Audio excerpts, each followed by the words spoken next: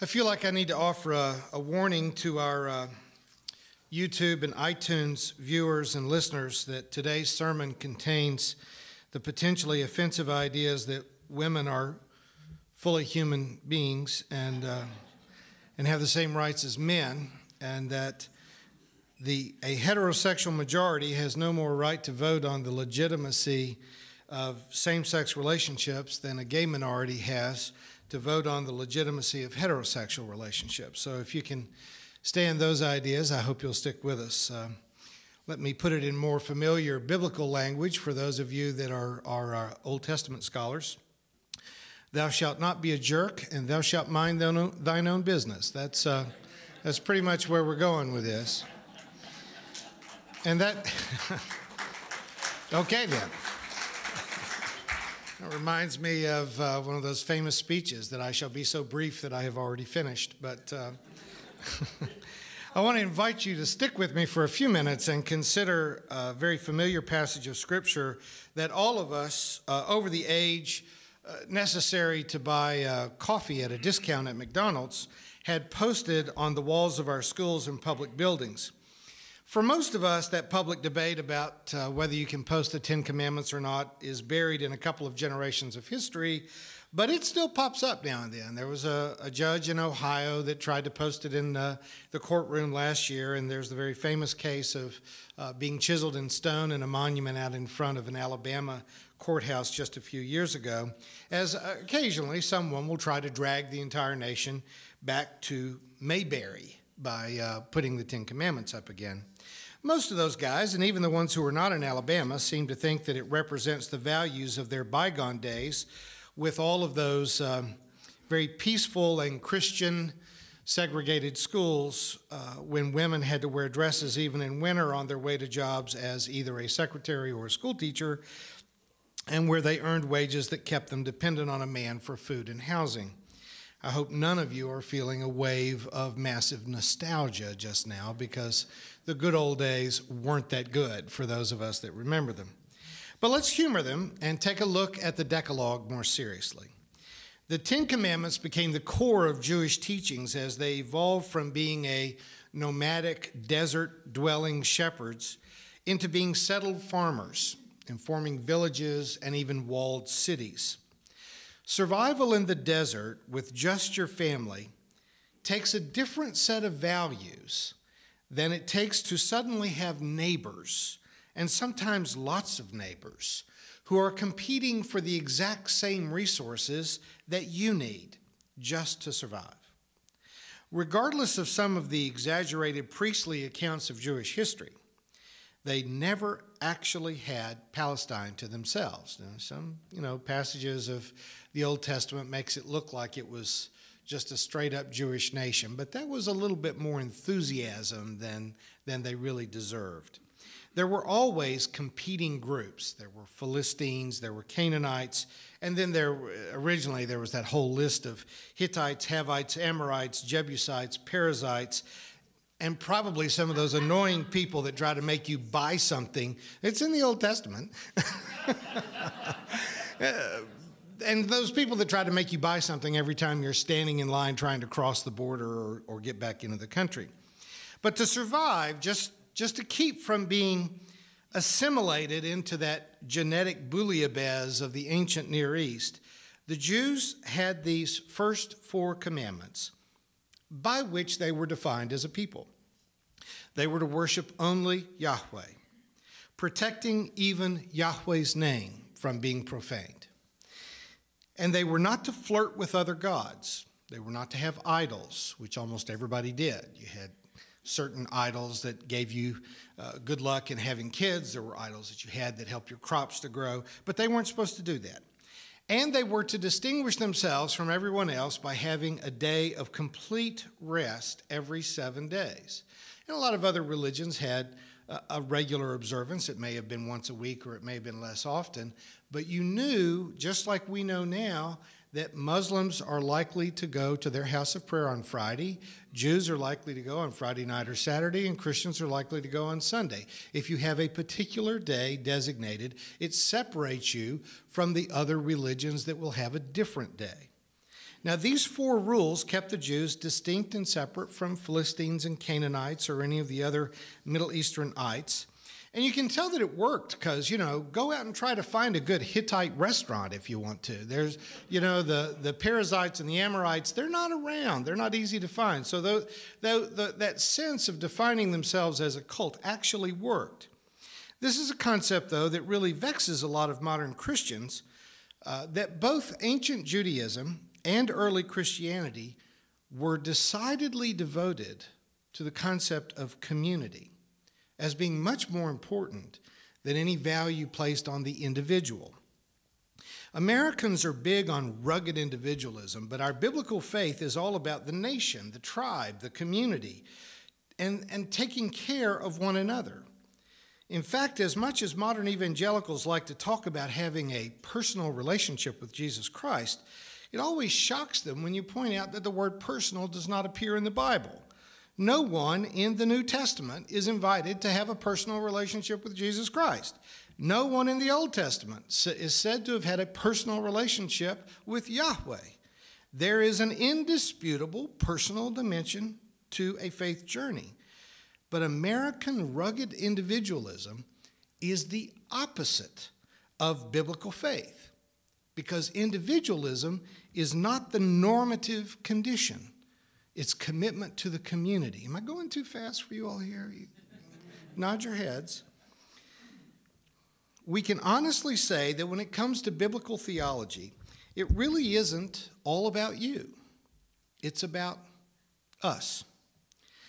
Their devotion to Yahweh, their rejection of foreign gods and idols, and their distinctive observance of the Sabbath defined them as a tribe, as a people, and it was an immediate distinction that also protected the poor workers among them from being abused, in that everyone, and in fact their farm animals, everybody got a day of total rest every week.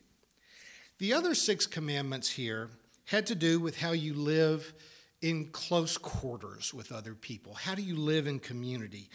How do you respect the whole and the sanctity of the entire community without hurting each other by living close to one another? As nomadic tribes lived by sort of a survival of the fittest approach, and that was, the operative rule that worked for them.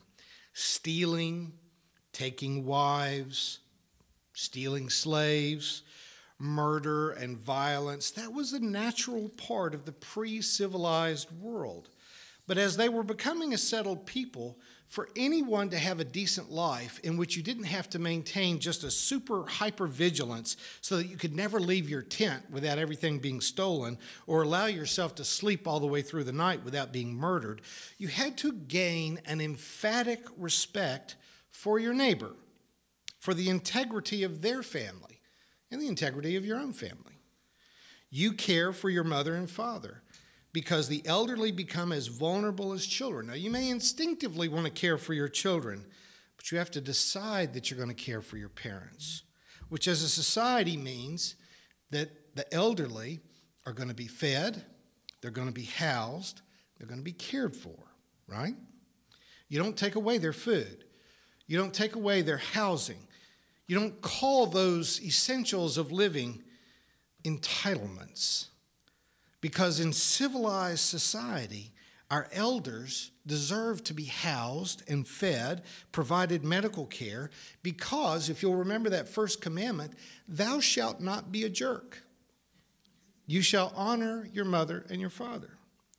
Now, adultery was important in that society for reasons of real estate as well as for the sanctity of family.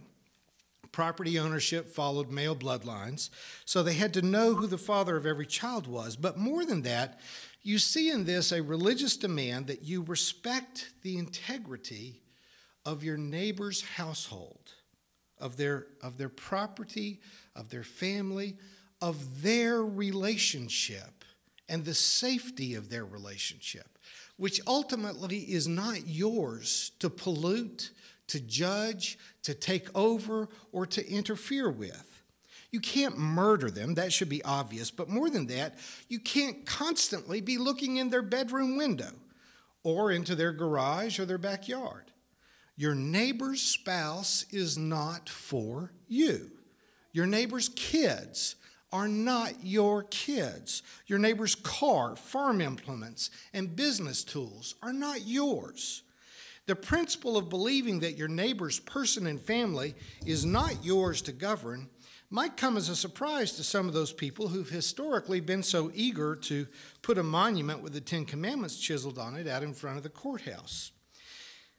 Legislation, is often named to deny the reality of what's in the legislation. Like if you want to conspire with other legislators to take away the civil rights of your citizens, if you want to take away rights that are guaranteed in the Bill of Rights, you'd want to name that legislation something that would make them think that you weren't doing what you were doing. You'd want to call that a Patriot Act, that you're patriotic to take away the rights of citizens. I think that we see the same thing in a bill that was passed in 1996 that's called the Defense of Marriage Act. Because what it actually does is it makes sure that 10% of the couples in America can't get married. It takes away from them the pension and health care benefits that they have earned. Play this out with me. If George and Sally are a couple, and they live next door to a couple, Ted and Sam, and George and Ted both get up and go to work at the post office every day, at the end of work, Sally is still covered by George's health insurance, but Sam doesn't get to be covered by Ted's, even though George and Ted have done the exact same job. They're not being compensated the same. At the end of their natural lives, Sally will get to receive survivor pension benefits from George's retirement plan, but Sam doesn't get Ted's, even though Ted paid in just as much as George did. And that, ladies and gentlemen, is coveting what belongs to your neighbor. It is not a defense of marriage, it is an attack on marriage. It is saying, I get to be married and I get to be economically solvent, and you can't be because I've stuck my nose through your bedroom window and I'm interfering in your personal life and your business, which violates, once again, that best of all commandments, thou shalt not be a jerk, right? I do understand that there are some things that happen when you live in close proximity to one another that we may feel that we need to govern for the integrity of the whole of society. And honestly, I can understand that those who are morally outraged by the notion of abortion, if you believe that a human fetus is a human being. I understand that that offends you if you believe that. But the society has made it legal. And in fact, our society does not agree with the view that a fetus is a human being. A woman's reproductive life is to be governed between the woman and her physician, not her legislator and the legislator's super PAC that put him in office. And yet, in the name of morality, there have been those in the past months suggesting that when a woman is making the most painful, the most difficult personal choice of her life, that she and her doctor are to be subjected to a state legislator who says that a medical device should be inserted into that woman's body for no medical reason at all, but rather a form of humiliation, because that woman is exercising a choice that the legislator does not agree with. She may have been raped by a stranger, but then a legislator gets to mechanically rape her again just to make her feel that much worse. And I got to tell you, in my humble opinion, the second rape is just as vile and disturbing as the first one. When you talk about stealing from your neighbor, there's nothing that you can steal that is of greater value than your neighbor's dignity. So from a biblical preaching pastor's point of view, you need to leave Ted and Sam alone. And however Sally decides to manage her wound, you should consider that to be none of your business. Because God didn't call us to be jerks. God called us to be liberators and defenders of the dignity of our neighbors. Therefore, let the people say, amen. You've been watching a progressive Christian video from the Community Christian Church of Springfield, Missouri. We encourage our viewers to donate to our efforts in feeding the homeless and hungry of our community. Write to us at reverend.ray@aol.com for more information.